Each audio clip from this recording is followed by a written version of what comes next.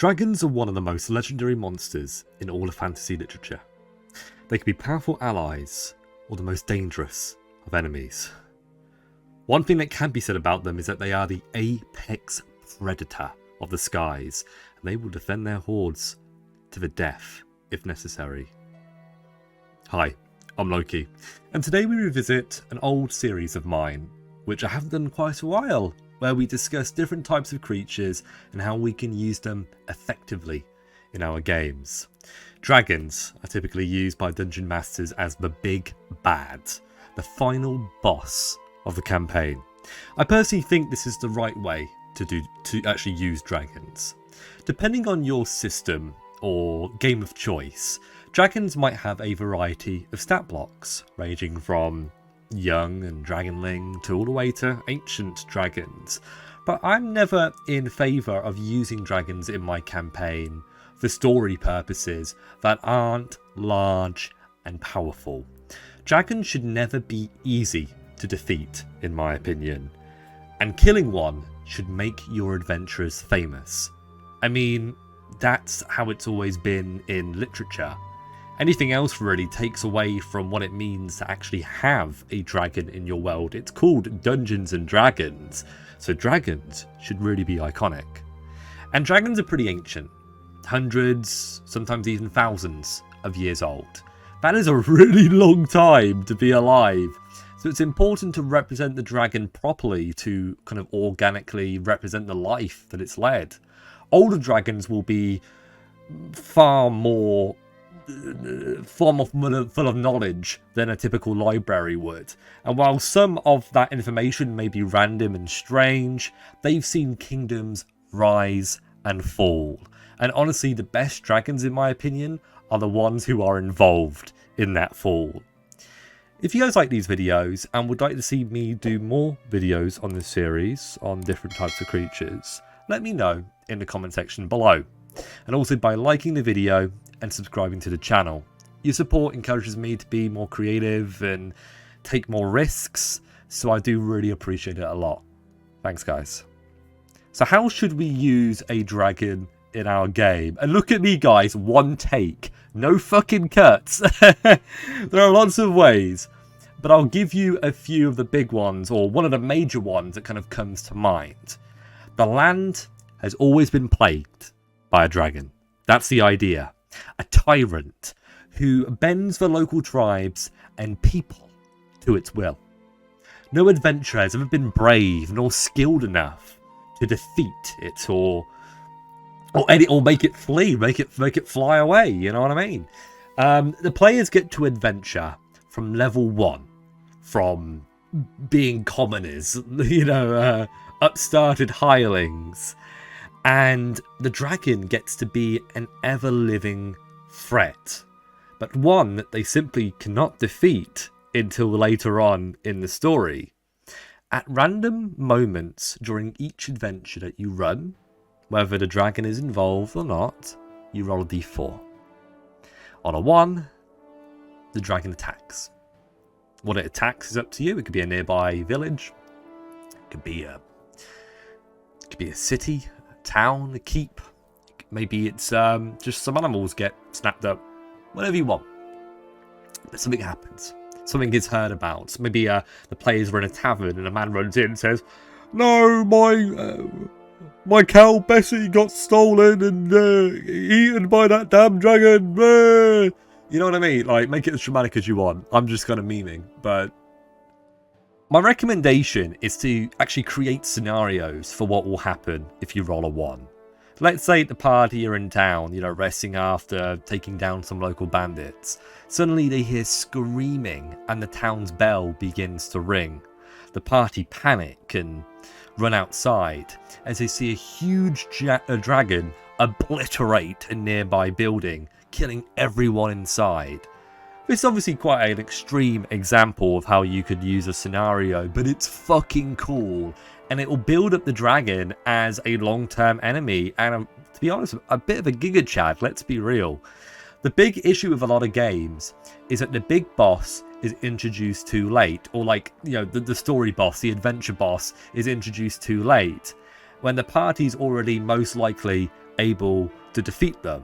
And I don't think this would really be a case, especially for a long-term game, whether you're running a narrative story or a sandbox story. Like, I don't think your boss should be so easy to defeat. That's actually one of the things where I think no matter what kind of game you run, you should probably agree to that, really. I don't see any other points that make any sense. But obviously that shouldn't be the case, because a part of adventuring is the hero's journey.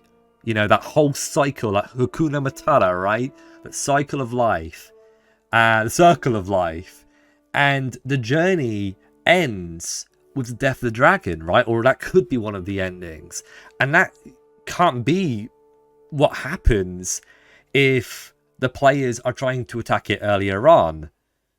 And quite frankly, the player shouldn't win, you know? And some players are a bit foolish, right? And we've all had players like that who will want to go seek out the boss earlier in the game. Sure, at lower levels.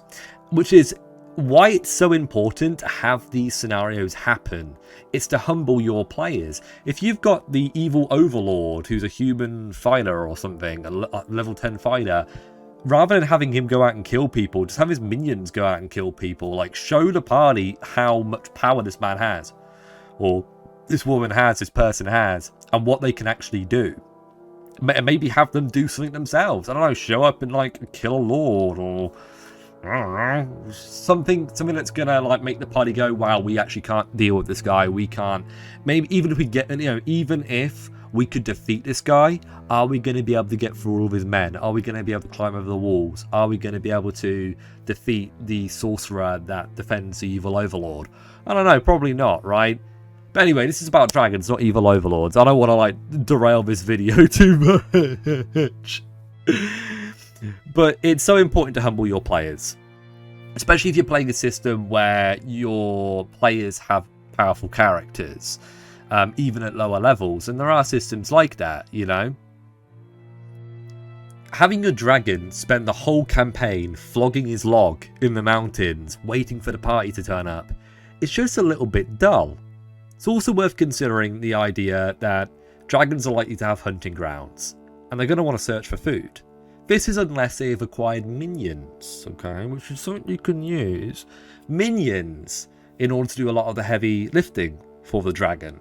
Minions are, you know, really, really cool, and, you know, you can have them be the ones who are actually involved in the scenarios, the attacks and shit, rather than actually having the dragon do it. That makes the dragon look a lot more important and impervious, but it takes away a little bit more of the raw drama and excitement of a dragon, like, fucking up a town or something, right?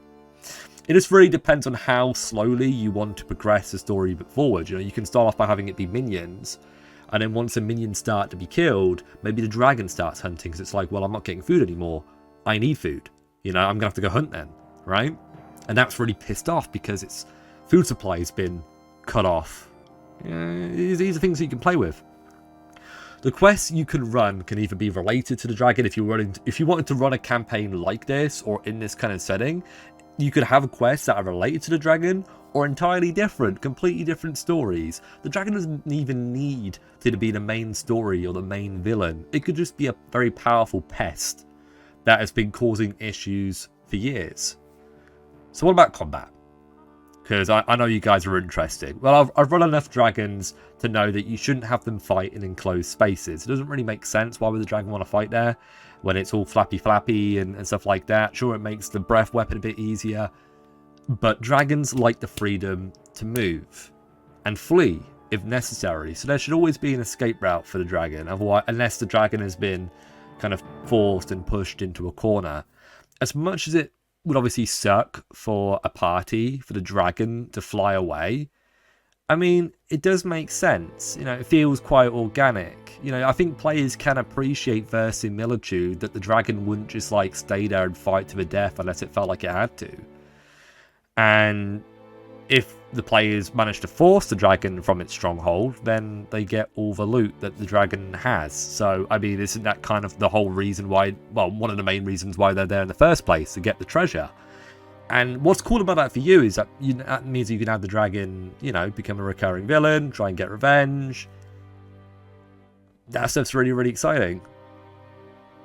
And I'll say this, I think the reality is, if a dragon is going to fight to the death, a few player characters should probably die in the process. I mean, if the players do really well and they roll really good and they're making great decisions, then no one's going to die, right? But relatively speaking, when you're fighting in a deadly encounter, the idea is people are going to die. Yeah, I'm not saying that you should try to kill people, but I'm saying that, like, that should be something that's on the table. You should be aware of that. Your players should be aware of that. Everybody should have this understanding of, like, this is a fucking creature. Like, look at this guy. Does this guy look like he's going to give you a cuddle? He is not going to give you a cuddle. He's going to fuck you up, right? That is what he's going to do. And yeah, like, seriously, like, what I would do is I would down a player, and then on the next turn, pick them up with one attack, and then snap them with the mouth on the second attack and just fucking swallow them. I know that's absolutely brutal, but does it make sense for a big, nasty red dragon like this boy? Because red dragons are known to be very arrogant and want you to suffer and shit. I think green dragons are a bit like that too, actually. But it's very, very cool. I find the most memorable encounters are the tough ones, where the party loses a few characters before defeating the boss, where the party is all going downhill, but then somehow they turn the tide. That shit's really, really cool. You know, dragons like, you know, using their breath weapons, so use it effectively to inflict as much death upon the party as you can. Am I sitting here for 3 minutes telling you how to kill your players? Yes. Dragons shouldn't be bitches, okay? And I like allowing players to kind of get around that too much, unless they're smart about it. I do, however, like allowing my players to goad dragons, and I like to actually use dragons' personalities to reflect how they fight.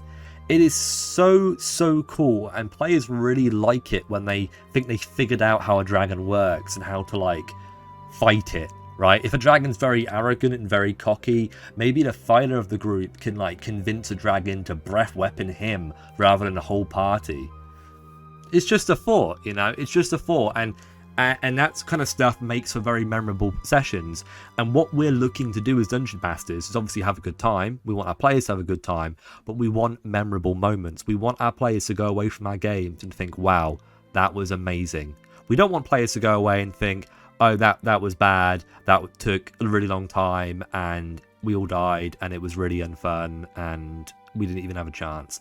Like, we want there to be that excitement at the table. Does that make sense? I think it does. So, obviously, dragons also get multiple attacks. We already know that. And I think that's very important for the action economy. Dragons are going to be outnumbered in a fight, unless you're using minions, which we discussed before. You could have, like, 1 hit point minions with a low AC and, like, 1 attack, and that's pretty good. Obviously, dragons in D&D 5th edition get legendary actions. I don't know about other TTRPGs, but legendary actions are also a really good way of, like, leveling the playing field. And a dragon can make another attack, I think it's like a tail attack, or like a wing thing. But, yeah. Can I give you any more tactics than that? No, you just fuck shit up, fly up in the air, disengage if necessary. That's how you play a dragon. It's not rocket science, guys. This guy doesn't need a tutorial, at least on how you use him. He is a monster. Or she. You know, it could be a she. Could be a they. You know, we don't know. Dragons, I think, are like... Are dragons gendered? Can anybody answer that in the chat? Like, help, Loki, please. And I imagine what some of you guys are thinking right now. I mean, I've talked about fighting dragons, evil dragons. What about good dragons? Well, you know, you can run a good dragon if you want. Have it be a patron or a benefactor for a party. Maybe it's just a passing ally. Maybe a smaller good dragon could be instrumental to defeating a larger, more evil dragon.